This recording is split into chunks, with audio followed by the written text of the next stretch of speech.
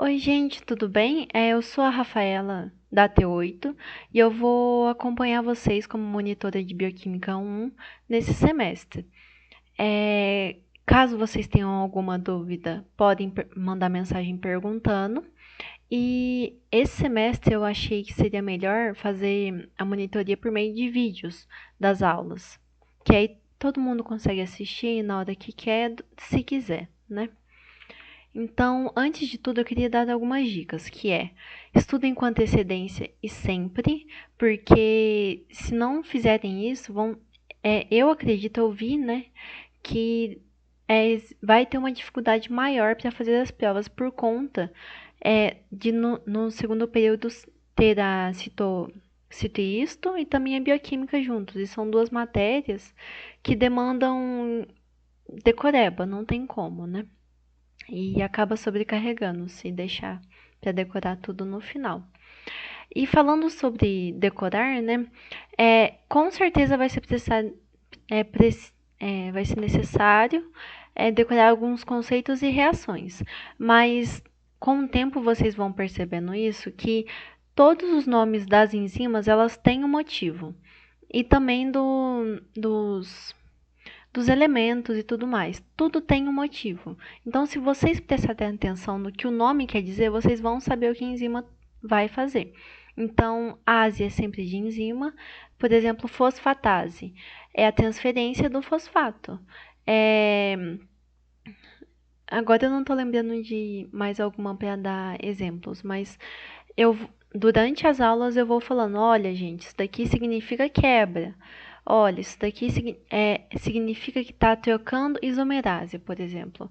Está deixando mais harmônico, vou dizer assim, aquele composto. E outra questão é que para a bioquímica, que tem muita coisa para decorar, é melhor usar e abusar dos mecanismos de estudo. Falar em voz alta, fazer fichinha, explicar para alguém a matéria, isso sempre ajuda.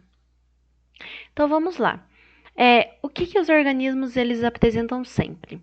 Então, uma capacidade para autorreplicação e automontagem. Então, não é necessário que alguém vá lá, que o pai ou a mãe seja responsável por essa montagem desse organismo vivo, certo? Então, também tem o sistema para extrair e converter a energia do ambiente, que é através da alimentação, do metabolismo. E tem um alto grau de complexidade e de organização estrutural.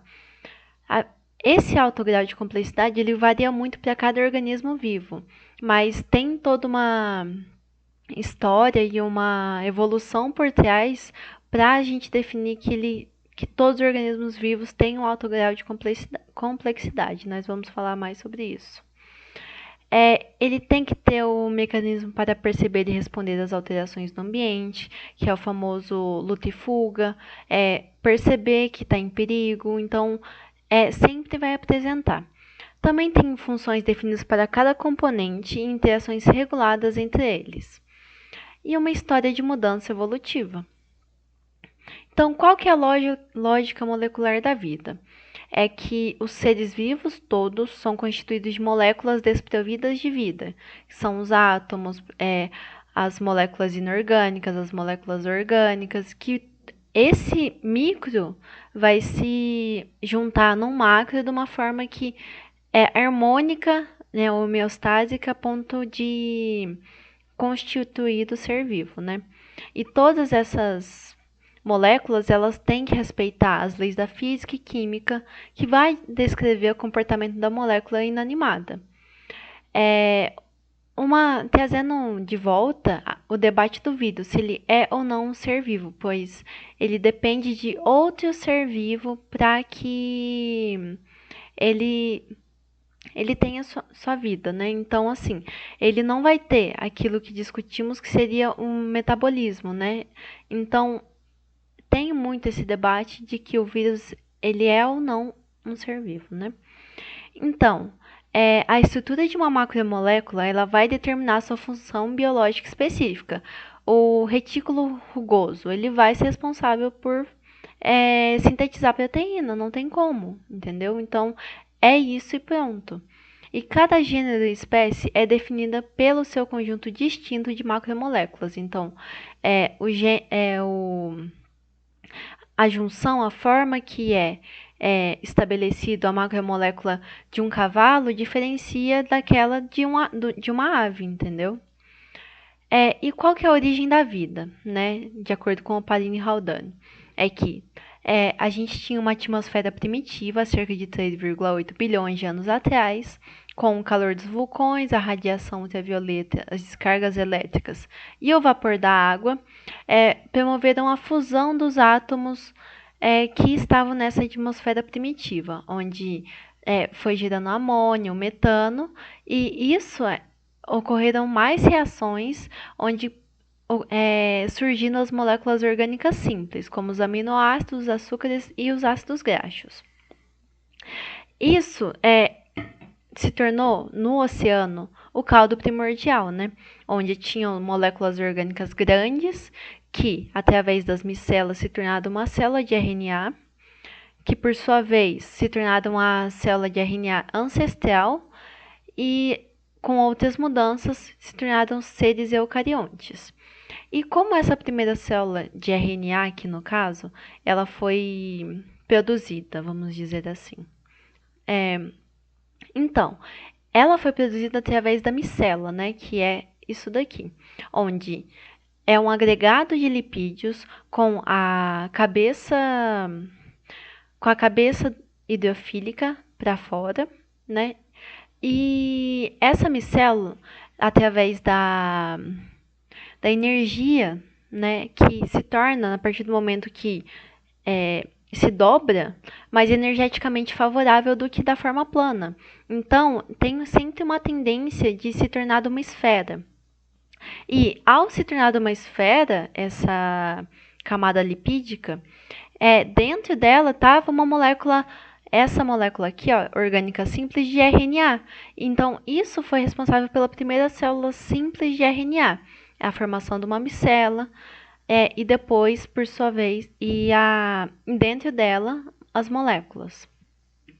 É também importante reforçar que o fosfolipídio ele é anfipático, ou seja, ele tem um grupo cabeça, que vai ser hidrofílico sempre, e a cauda, que vai ser hidrofóbico. Aqui está escrito errado. Então, a parte hidrofílica fica no meio externo e no meio interno, porque é sempre uma bicamada, onde a parte hidrofílica vai ter contato com a água. Então, aqui é o que já havia falado, né? E é importante reforçar que a cabeça, né, a hidrofílica, ela vai sempre se ligar através de pontes de hidrogênio água-água. Agora, sobre o sistema de endomembranas, que é a outra teoria. Que uma célula procariótica primitiva ela já tinha seu DNA e seus ribossomos ligados à membrana. Ocorreu uma invaginação e a criação do mesossomo, e isso criou a compartimentalização, ou seja, existia um núcleo onde o DNA se encontra dentro. E isso foi responsável justamente pela divisão de tarefas, onde o núcleo ficava responsável por guardar o DNA e o resto da célula era responsável por outras funções. E isso foi muito importante para o desenvolvimento da complexidade. Agora sobre a teoria da endossimbiose e a origem das mitocôndrias, onde a gente tinha um ancestral eucariótico, que era um protozoário anaeróbio. Anaeróbio é aquele que não tem o metabolismo através do oxigênio e das mitocôndrias, né? Claro, isso é antes. Então, era tudo pela fermentação. Aí, tinha uma bactéria que era aeróbia. Então, teve a fagocitose, onde o que mais demonstra que existe, que foi essa teoria que aconteceu, é justamente porque a mitocôndria ela tem duas membranas. Então, foi isso que deu início a essa teoria, né? Então, teve a fagocitose e depois ocorreu o mutualismo, onde a célula ajudava essa bactéria ao prover alimento, energia, matéria-prima, e a bactéria ela conseguia garantir a conversão mais fácil dessa energia para a célula mesmo. Outra questão é que todos os organismos eles vão compartilhar dos mesmos processos e intermediários químicos, ou seja, todos têm uma unidade biológica. Agora sobre as biomoléculas inorgânicas. Então, os elementos químicos mais abundantes da matéria viva é o CHOMPS, não tem como fugir dele, que é o carbono, hidrogênio, oxigênio, nitrogênio, fósforo e enxofre.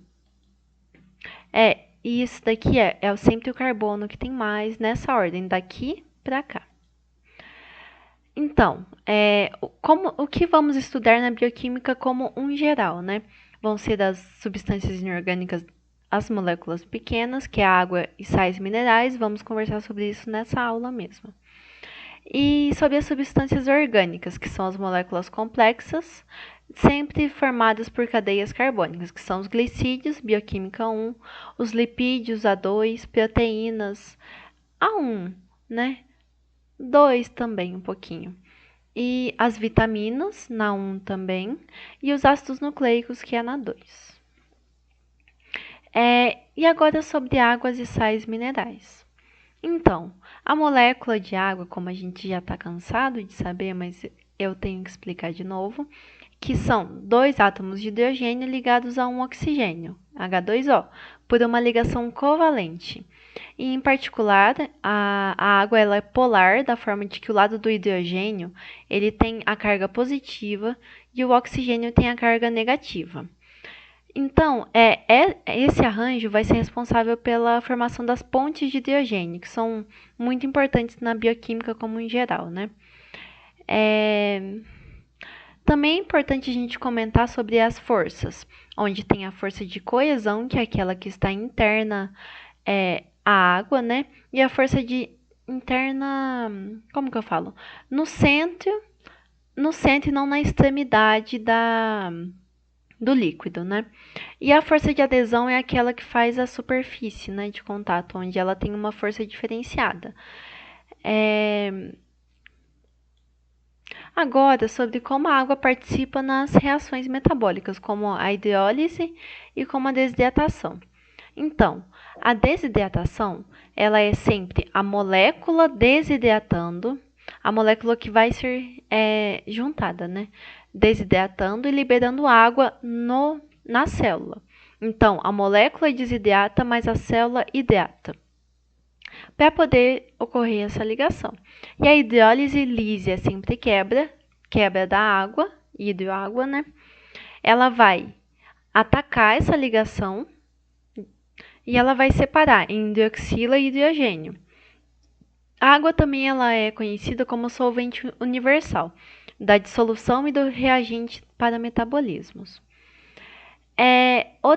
Então, conversando mais sobre a água ser um solvente universal, ela também vai ser capaz de dissolver biomoléculas não carregadas, ou seja, que não possuem carga elétrica, por meio das ligações de hidrogênio entre os grupos hidroxila e o oxigênio da carbonila. Então, é sempre lembrar do FON, né? Que é o flúor, oxigênio e nitrogênio, que o flúor, o oxigênio e o nitrogênio, eles vão sempre ter uma atração muito forte com o hidrogênio. A água ela também é responsável por ser um regulador térmico, pelo transporte de substâncias e pela lubrificação, né? O transporte de substâncias vai ser como o sangue, o regulador térmico é a sudorese e a lubrificação é o líquido dentro das cápsulas articulares. São exemplos da utilização da água no nosso corpo. Agora sobre os sais minerais. Então, eles são sempre adquiridos através da alimentação ou da absorção. E são também utilizados como ativadores enzimáticos na construção de tecidos e no funcionamento corporal como um todo. E sobre o conceito, ele é insolúvel. Se ele for insolúvel, ele é um sal mineral. E se ele for solúvel, ele é um íon. Eles são divididos em macrominerais, que são necessários em grande quantidade, que é o fósforo, o cálcio e o sódio. E em microminerais, que são necessários em pequenas quantidades, como o ferro, o zinco e o iodo. Aqui eu coloquei a tabela que a Raquel deixou nos slides, né? Para dar uma dica para vocês de estudar. Porque eu lembro que ela perguntou, pelo menos na minha prova, sobre a função do cálcio, a função do cobre, por exemplo, e a fonte. Então, ela perguntou essa tabela na prova. Eu acho que não convém eu ficar lendo aqui, mas depois deem uma olhada, tá? E agora sobre a química orgânica. Então, falando um pouco sobre os postulados, iniciando pelo primeiro deles, o carbono ele sempre vai efetuar as 4 ligações químicas e por isso ele é classificado como tetravalente, onde tem a opção de realizar somente ligações simples, que no ângulo de 109,28, e é uma conformação tetraédrica. Tem a opção de 2 ligações simples e uma ligação dupla, no ângulo de 120 e é a forma da trigonal plana.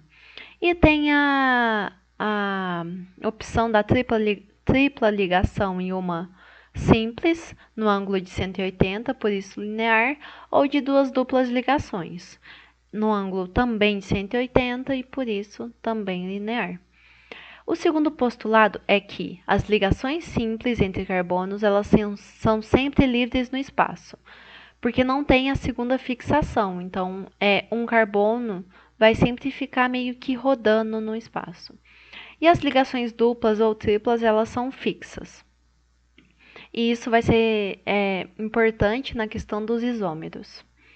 E o terceiro postulado, ele diz que que o carbono ele vai formar cadeia com outros átomos, sendo diversas em tamanho, forma e composição, que é basicamente o que a gente vai estudar na bioquímica como um todo, né? E ele também vai ser a base para a maior parte das biomoléculas orgânicas. Isomeria. São duas que se ramificam, né? Que é a isomeria constitucional ou plana, ou a estereoisomeria ou isomeria espacial. A plana ela vai ser dividida em função, cadeia, posição e tautomeria. Já a espacial vai ser dividida em geométrica cis-trans ou a óptica.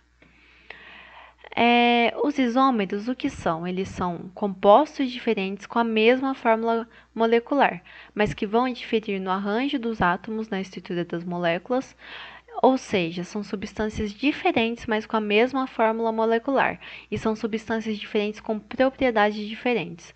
Por exemplo, o propanal, ele tem 3 carbonos, né? E ele é um aldeído. Já a propanona, ela tem os mesmos 3 carbonos, né? Só que ela é uma acetona, então ela vai ter propriedades bioquímicas totalmente diferentes, mas com a mesma fórmula.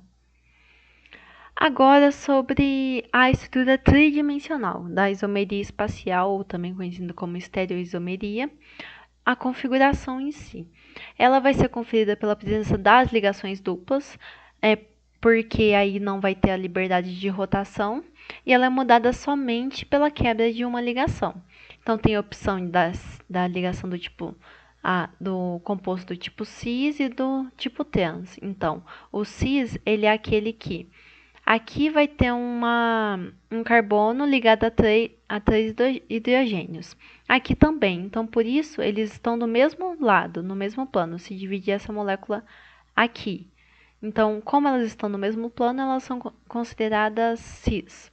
Se elas estivessem invertidas, esse aqui e esse aqui, ou seja, na hora que cortasse aqui, elas não estariam do mesmo lado, elas são consideradas trans.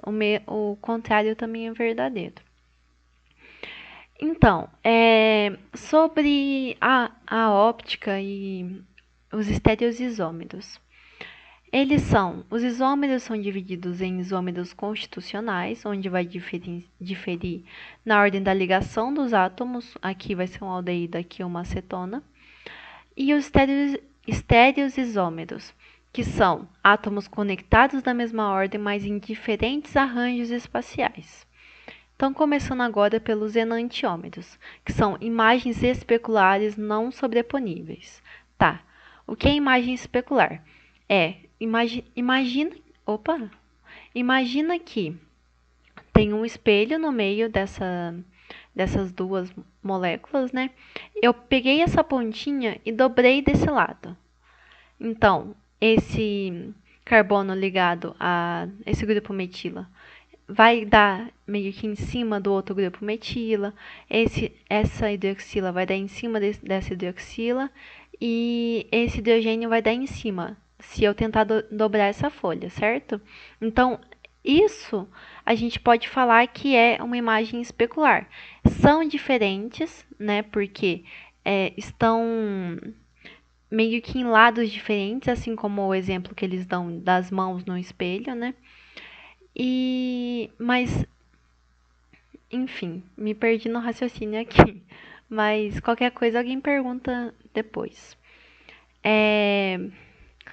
Então, são imagens especulares não sobreponíveis, ou seja, mesmo que na hora de cortar, de dobrar a folha e puxar, elas são especulares, mas esse oxigênio ele vai dar em cima desse hidrogênio.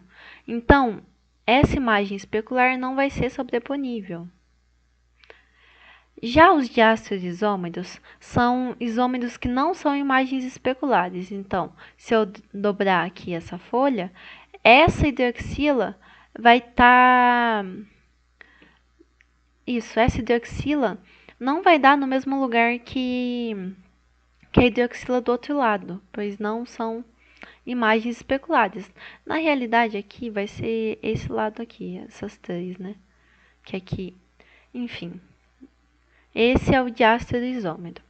Já os epímeros, eles vão diferir entre os diversos carbonos assimétricos, que é o carbono quiral, onde as 4 ligações desse carbono são diferentes do isômero dele. Então, o carbono que difere é esse daqui, é o da ponta, nesse exemplo aqui da manose da glicose, onde são todas diferentes, ou seja, tem um carbono quiral. Todas não, né? Pelo menos 2. Os anômeros, eles são aqueles que são em anel, tipo, são cadeias fechadas e tem um carbono que é diferente. Agora sobre a conformação. Ela se refere da estrutura tridimensional. Ela se refere ao arranjo espacial dos grupos substituintes, que tem também a liberdade da rotação da ligação. E tem a rotação ao redor das ligações simples, como a gente já havia comentado. Agora sobre as isomerias do tipo planas, né? Que é a de função, onde aqui tem um aldeído e aqui uma cetona. Tem a de cadeia, onde essa cadeia é fechada, são exemplos, né? E essa é aberta. A de posição, onde o átomo fora da cadeia principal muda de lugar, de posição. E tem a metameria ou compensação, onde um heteroátomo que está na cadeia principal está em um lugar diferente, mas tem a mesma fórmula. Isso para tudo, né? Tem sempre a mesma fórmula química. Só tem as mudanças que mudam o composto, mas ainda possuem a mesma fórmula. E a tautomeria, que é aquela que é feita através de um equilíbrio químico, né? Onde são sempre 50%, 50%, né? Onde vai ter sempre 50% do aldeído e 50% do enol. E caso ocorra alguma coisa que instabilize essa reação, essa solução, vai ter uma tentativa de compensação. Então, ela é muito mais ativa. Aqui são as referências. Obrigada pela atenção. Caso tenham alguma dúvida, eu estou disponível para mensagem, seja no grupo, seja no privado. E obrigada.